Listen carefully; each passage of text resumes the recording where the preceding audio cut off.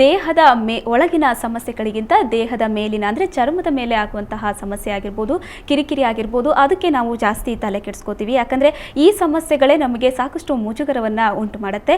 For example ಡಾಕ್ಟ್ರೇ, dark circle ಕೆಲವರಿಗೆ ಹೆರಿಡಿಟಿಯಿಂದ ಬಂದರೆ ಇನ್ನು ಕೆಲವರಿಗೆ ಆರೋಗ್ಯದ ಸಮಸ್ಯೆಯಿಂದ ಕೂಡ ಬರುತ್ತೆ.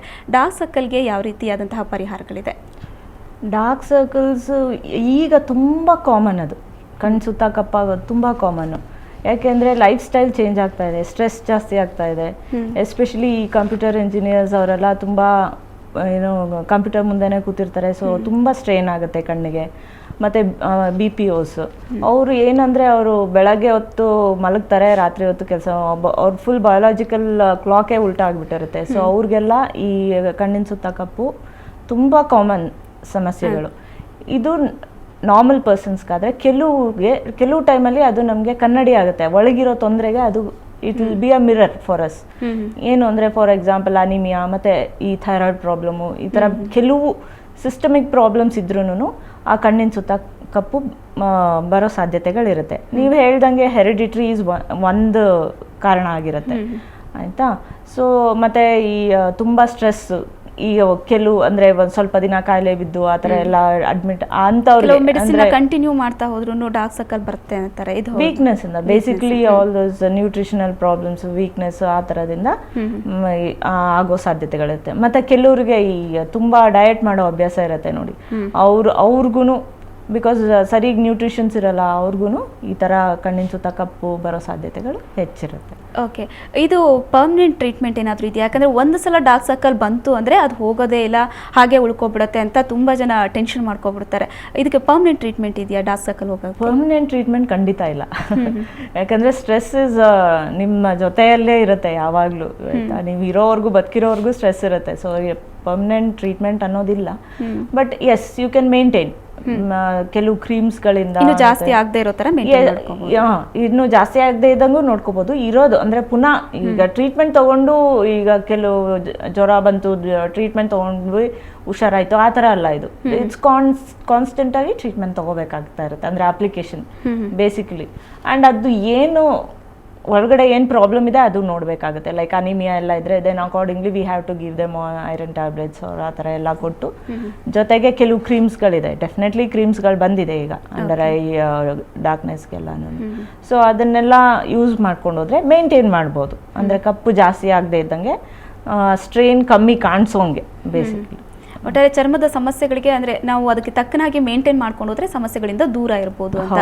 ಇನ್ನೊಂದು ಪ್ರಮುಖವಾದದ್ದು ಅಂದರೆ ಸೋಪನ್ನ ಯೂಸ್ ಮಾಡಿದ್ರೆ ಚರ್ಮದಲ್ಲಿರೋ ಆಯಿಲಿ ಏನು ಇರುತ್ತೆ ಎಣ್ಣೆ ಅಂಶ ಅದು ಕೂಡ ಹೊರಟೋಗುತ್ತೆ ಅಂತಾರೆ. ಸೋಪ್ ಎಷ್ಟರ ಮಟ್ಟಿಗೆ ಸರಿ ಯೂಸ್ ಮಾಡೋದು? ಸೋಪು ನಮಗೆ ಈ ಅಂದರೆ ಈಗ ನಮಗೆ ಸಿಗ್ತಾ ಇದೆ ಮಾರ್ಕೆಟಲ್ಲಿ ಸಿಗೋ ಸೋಪ್ಗಳೆಲ್ಲ ಏನು ಮಾಡುತ್ತೆ, ಚರ್ಮನ ಒಣ ಮಾಡುತ್ತೆ, ಬೇಸಿಕ್ಲಿ ಡ್ರೈ ಮಾಡುತ್ತೆ ಅದು.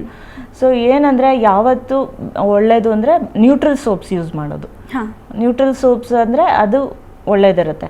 ಇಲ್ಲ ಅಂದರೆ ನಮ್ಮದು ಸ್ಕಿನ್ದ ಆ್ಯಸಿಡ್ ಮ್ಯಾಂಟಲ್ ಅಂತ, ನಮ್ಮದು ಸ್ಕಿನ್ ಆ್ಯಸಿಡಿಕ್ ಇರುತ್ತೆ.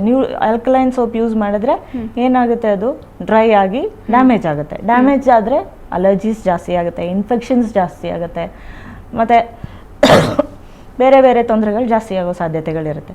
ಸೊ ಸೋಪ್ಸ್ನ ಯೂಶ್ವಲಿ ಒಳ್ಳೆ ಅಂದರೆ ನ್ಯೂಟ್ರಲ್ ಸೋಪ್ ಯೂಸ್ ಮಾಡೋದು ಒಳ್ಳೇದು. ಜೊತೆಗೆ ಕೆಲವ್ರಿಗೆ ಈಗ ಸ್ನಾನ ಮಾಡ್ಬೇಕಾದ್ರೆ ಕಲ್ಲಲ್ಲಿ, ನಾರಲ್ಲಿ ಆ ಥರ ಉಜ್ಜೋ ಅಭ್ಯಾಸ ಇರುತ್ತೆ. ಕಲ್ಲಲ್ಲಿ ಉಜ್ಜಿದ್ರೆ ತುಂಬಾ ಫೇರ್ ಆಗ್ತೀವಿ. ಹೌದು, ಮತ್ತೆ ಕಪ್ಪಿದೆ ಉಜ್ಜೋಣ ಅಂತ ಉಜ್ಜಿ ಇನ್ನೂ ಕಪ್ ಮಾಡ್ಕೊತಾ ಇರ್ತಾರೆ ಚರ್ಮನ. ಅದು ಡೆಫಿನೆಟ್ಲಿ ತಪ್ಪು. ಏನಾಗುತ್ತೆ ಅಂದರೆ ನೀವು ಉಜ್ಜಿ ಚರ್ಮ ದಪ್ಪ ಆಗ್ಬಿಡುತ್ತೆ. ಸೊ ಒಂಥರ ಏನಂದರೆ ದಪ್ಪ ಆಗಿ ಕಪ್ಪಾಗ್ಬಿಡುತ್ತೆ. ನೀವು ಅಬ್ಸರ್ವ್ ಮಾಡಿರ್ಬೋದು, ಏನು ಉಜ್ಜಿರೋ ಕಡೆನೇ ಒಂಥರ ಇರುತ್ತೆ, ಉಜ್ಜಿಲ್ದಿರೋ ಇರೋ ಕಡೆನೇ ಒಂಥರ, ಮುಖಕ್ಕೂ ಕೈಗೂ ಮ್ಯಾಚಿಂಗ್ ಇರಲ್ಲ. ಹೌದು, ತುಂಬಾ ಜನ, ಯಾಕಂದ್ರೆ ಅದು ಅವರು ಆನ್ಸಿಸ್ಟರ್ಸ್ ಹೇಳ್ಕೊಟ್ಟಿರ್ತಾರೆ, ಮೈ ಉಜ್ಜಿ ಸ್ನಾನ ಮಾಡ್ಬೇಕು, ಕೊಳೆ ಹೋಗಲ್ಲ ಇಲ್ಲ ಅಂದ್ರೆ ಅಂತ. ಅದೆಲ್ಲ ಒಂದು ಅವ್ರದ್ದು ಭ್ರಮೆ, ಅವ್ರ ಮೈಟ್ ಅಂತ ಹೇಳ್ತೀವಲ್ಲ, ಅದು ಒಂದು ಅಷ್ಟೇ. ಅದು ನಮ್ಮ ಚರ್ಮಕ್ಕೆ ಸೋಪ್ ಹಾಕಿ ನೀರು ಅಂದರೆ ಉಗುರು ಬೆಚ್ಚ ನೀರು, ಬಿಸಿ ಬಿಸಿ ನೀರು ಮಾಡಬಾರ್ದು. ಯಾಕಂದ್ರೆ ಬಿಸಿ ನೀರು again it will dry your skin. ಆಮೇಲೆ ತಿರ್ಗಾ ಅದು ತುಂಬಾ ಇಸ್ಬು ಅಂತ ಹೇಳ್ತಾರೆ ನೋಡಿ, ಅದು ಅವ್ರು ಕಲ್ಲಲ್ಲಿ ಉಜ್ಜಿ ಬಿಸಿ ನೀರು ಹಾಕೊಂಡ್ರೆ ಚರ್ಮ ಡ್ಯಾಮೇಜ್ ಆಗೇ ಆಗತ್ತೆ. ತುಂಬಾ ಕಾನ್ಶಿಯಸ್ ಇರ್ತಾರೆ ಕೆಲವರು, ದಿನಕ್ಕೆ ಎಷ್ಟೆಷ್ಟೋ ಸಾರಿ ಮುಖ ತೊಳಿತಾರೆ, 15-20 ಸಾರಿ ಮುಖ ತೊಳಿತಾರೆ, ಸ್ನಾನ 1 hour ಸ್ನಾನ ಮಾಡ್ತಾರೆ. ಅದೊಂದು ಭ್ರಮೆನೇ. ಅದು ನಿಜವಾಗ್ಲೂ ಎಷ್ಟು ಸಲ ದಿನಕ್ಕೆ ಮುಖ ತೊಳೆದ್ರೆ ಒಳ್ಳೇದು? ತುಂಬಾ ಸರಿ ತೊಳಿಬಾರ್ದು, ಮ್ಯಾಕ್ಸಿಮಮ್ 3 to 4 times ಮತ್ತೆ ತೊಳೆದ್ರೆ ಸಾಕು. ಅದೂನು ಉಗುರು ಬೆಚ್ಚ ನೀರು ಅಥವಾ ತಣ್ಣೀರು, ಬಿಸಿ ನೀರಲ್ಲಿ ತೊಳೆಯೋದು ಎಲ್ಲ ಮಾಡಿದ್ರೆ ಡ್ಯಾಮೇಜ್ ಜಾಸ್ತಿ ಆಗುತ್ತೆ. ಎಲ್ಲ ಟೈಮು ಸೋಪ್ನ ಯೂಸ್ ಮಾಡೋದು ಬೇಡ ಅಂತ, ಅಂದ್ರೆ ಕೆಮಿಕಲ್ ಇರುತ್ತೆ ಅಂದ್ರೆ ಈಗ ಫೇಸ್ ವಾಶ್ಗಳು ಬರುತ್ತೆ, ಮೈಲ್ಡ್ ಸೋಪ್ಸ್ ಅಂತ ಹೇಳ್ತೀವಲ್ಲ, ಅಂಥದ್ದು ಯೂಸ್ ಮಾಡಿದ್ರೆ ಉತ್ತಮ. ಇಲ್ಲಾಂದ್ರೆ ಅಗೇನ್ ತಿರ್ಗಾ ಅದು ಸೇಮ್ ಪ್ರಾಬ್ಲಮ್ ರಿಪೀಟ್ ಆಗುತ್ತೆ, ನಿಮ್ ಸ್ಕಿನ್ ಡ್ರೈ ಆಗೋ ಸಾಧ್ಯತೆಗಳಿರುತ್ತೆ, ಆ ಥರ ಎಲ್ಲ ಪ್ರಾಬ್ಲಮ್ಸ್ಗಳು ಶುರುವಾಗೋ ಸಾಧ್ಯತೆ ಇರುತ್ತೆ. ಓಕೆ, ಪ್ರಮುಖವಾಗಿ ಇತ್ತೀಚಿನ ದಿನದಲ್ಲಿ ಎಲ್ಲರೂ ಕೂಡ ಡಯಟ್ ಮೊರೆ ಹೋಗ್ತಾರೆ. ಡಯಟ್ ಚರ್ಮದ ಮೇಲೆ ಯಾವ ಥರ ಪರಿಣಾಮ ಬೀರುತ್ತೆ ಡಾಕ್ಟ್ರೆ? ಈ ನೀವು ಗಮನಿಸಿರ್ಬೋದು, ಈ ತುಂಬಾ ಈ ಜಂಕ್ ಫುಡ್ ತಿನ್ನೋರ್ದು ಅವ್ರದ್ದೆಲ್ಲಾನು ಮುಖದ ತುಂಬಾ ಪಿಂಪಲ್ಸ್ಗಳು, ಮತ್ತೆ ಒಂಥರ ದಟ್ ತುಂಬಾ ಡ್ರೈ ಆಯಿಲ್ ಅವ್ರ ಪಿಂಪಲ್ಸ್ ಮತ್ತೆ ಡಾರ್ಕ್ ಇದಾಗ್ಬಿಟ್ಟಿರುತ್ತೆ. ಅದನ್ನ ಕಿತ್ಕೊಂಡು ಅದನ್ನ ಮಾರ್ಕ್ ಮಾಡ್ಕೊಂಡು ಆ ಥರ ತುಂಬಾ ಪ್ರಾಬ್ಲಮ್ಸ್ಗಳಾಗುತ್ತೆ. ಸೊ ಜಂಕ್ ಫುಡ್ನ ಅವಾಯ್ಡ್ ಮಾಡಬೇಕಾಗುತ್ತೆ if you want a healthy skin. ತುಂಬಾ ನೀರು ಕುಡಿಬೇಕು, ತುಂಬಾ ಅಂದ್ರೆ 3 to 4 liters per day. ಅವಾಗ ಏನಾಗುತ್ತೆ ಅಂದ್ರೆ ಕ್ಲೆನ್ಸ್ ಆಗುತ್ತೆ ಎಲ್ಲ ನಿಮ್ಮ ಇದೆಲ್ಲ ಏನೋ ಬೇಡದಿರೋ ಅಂಶಗಳೆಲ್ಲ ಇದಾಗುತ್ತೆ, ಕ್ಲೆನ್ಸ್ ಆಗುತ್ತೆ ಬಾಡಿಯಿಂದ. ಅವಾಗ ಸ್ಕಿನ್ ಸಪಲ್ ಆಗುತ್ತೆ, ಚೆನ್ನಾಗುತ್ತೆ, ಅಂದ್ರೆ ಹೆಲ್ದಿ ಆಗುತ್ತೆ, ಬೇಸಿಕ್ಲಿ ಡ್ರೈ ಆಗಲ್ಲ. ಸೊ ಓವರ್ ಡಯಟ್ ಮಾಡೋದು ಸ್ಕಿನ್ ಮೇಲೆ ಡೈರೆಕ್ಟ್ ಎಫೆಕ್ಟ್ ಆಗುತ್ತೆ ಅಂತ. ಬ್ಯಾಲೆನ್ಸ್ ಡಯಟ್ ಮಾಡ್ಬೇಕಾಗುತ್ತೆ. ಅಂದ್ರೆ ಈಗ ತುಂಬಾ ಡಯಟ್ ಮಾಡ್ತಾರಲ್ಲ, ಡಯಟ್ ಕಾನ್ಶಿಯಸ್ ಇರೋರು, ಸರಿ ಏನು ನ್ಯೂಟ್ರಿಷಿಯಸ್ ಫುಡ್ ತಿನ್ನಲ್ಲ, ಅವಾಗ ಅವ್ರಿಗೆ ಏನಾಗುತ್ತೆ, they become weak and dark circles ಕಾಣಿಸ್ಬೋದು, ಏಜಿಂಗ್ ಸೈನ್ಸ್, ಒಂಥರ ವಯಸ್ಸಾದವ್ರ ಮುಖ ತರ ಕಾಣಿಸಕ್ ಶುರು ಆಗುತ್ತೆ. ಸೊ ಅದೆಲ್ಲ ಪ್ರಾಬ್ಲಮ್ ಆಗುತ್ತೆ.